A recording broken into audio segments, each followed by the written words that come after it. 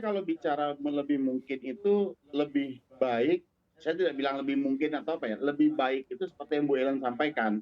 Kalau kami di subsidi biaya operasional kami ya dari sisi BBM itu yang sangat berdampak ke biaya yang kami cas kepada masyarakat. Artinya eh, kalau biaya produksi atau biaya operasional kami tinggi, tentu kan kami harus bagikan ke komponen, masukkan ke komponen harga tarif.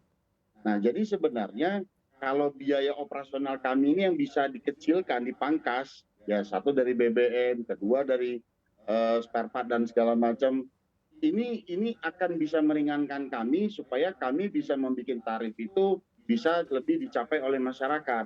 Nah, jadi eh, kalau dilakukan entah itu stimulus dan segala macam dari sisi lain, apalagi ke bansos BLT ya, menurut saya itu tidak mengena ke apa namanya ke ekosistem yang kami lakukan keseharian. Nah, jadi selayaknya memang paling rentan dan paling mungkin itu pemerintah hadir untuk mensupport biaya biaya operasional atau biaya produksi kami ini supaya biaya operasional ini ideal relatif kecil, kami bisa memberikan harga yang kompetitif dan rendah kepada masyarakat. Jadi masyarakat yang menggunakan itu tidak sulit dan bicara barang harganya tidak tinggi. Karena kalau kita lihat biaya harga, ya petani mereka jual bahan apa komoditinya nggak seberapa, tapi biaya angkut dari desa ke kota itu yang lebih tinggi. Itu karena apa ya? Salah satunya pertama dari bahan bakar, kedua investasi kendaraannya, ketiga yang menggunakan tol dan segala macam. Jadi kalau kami berharap lebih baik disentuh atau pemerintah hadir itu untuk meringankan biaya operasional kami. Secara investasi sebenarnya kalau kita bicara secara luas ya Mbak Sita ya, secara investasi pun kami itu sudah berat. Kami pelaku usaha jasa ini kan PKP non PPN, tapi kami beli bus, beli spare part, semua bayar PPN.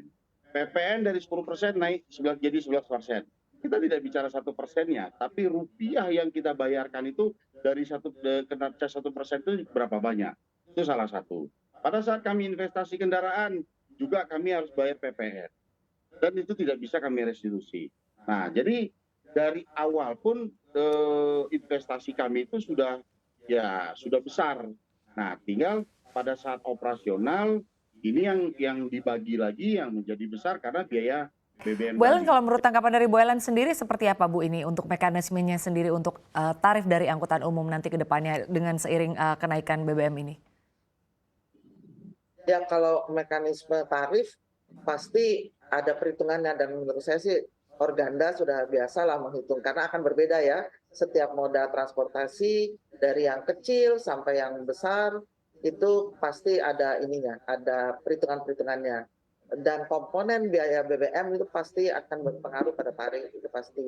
Nah kalau misalnya alternatif lain mau ada subsidi untuk tarifnya itu beda lagi dan biasanya itu dari daerah ya. Kalau subsidi-subsidi kayak Jakarta, angkutan Transjakarta misalnya itu kan subsidi dari daerah dan sudah cukup tinggi subsidinya. Kalau enggak sulit memindahkan orang-orang yang naik kendaraan umum, kendaraan pribadi pindah ke kendaraan umum gitu.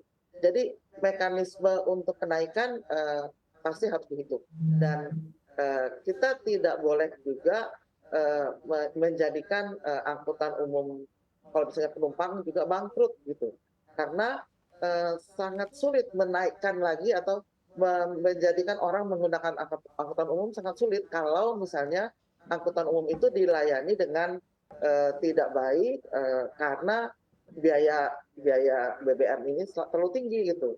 Jadi memang di mana-mana diharapkan di seluruh daerah.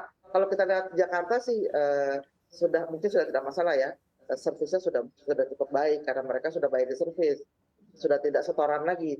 Tapi di daerah-daerah itu kan angkutan umum itu makin lama makin turun, pengguna angkutan umum makin lama makin turun. Kalau misalnya gara-gara harga BBM lalu mereka jadi tinggi, ya makin sedikit lagi orang akan naik angkutan umum. Kalau misalnya menjadi lebih servisnya tidak baik gitu ya. Nah, jadi menurut saya kenaikan sudah pasti kalau tidak ada subsidi untuk harga untuk penumpang. Nah, yang tidak pernah ada subsidi kan angkutan barang. Dari sisi harganya ya, dari sisi biaya transportasinya. Tapi kalau harga BBM-nya itu yang diusulkan ya. Kalau bisa, kalau mereka selama mereka plat kuning dalam pengertian itu angkutan umum, itu harusnya BBM-nya yang disubsidi. Karena kalau di harganya akan sangat sulit ya, karena komoditasnya atau barangnya akan sangat berbeda-beda. Mengangkut baja dengan mengangkut beras dan mengangkut yang lain kan akan berbeda-beda gitu. Kalau saya mengatakan bahwa angkutan barang, angkutan umum itu harus sehat.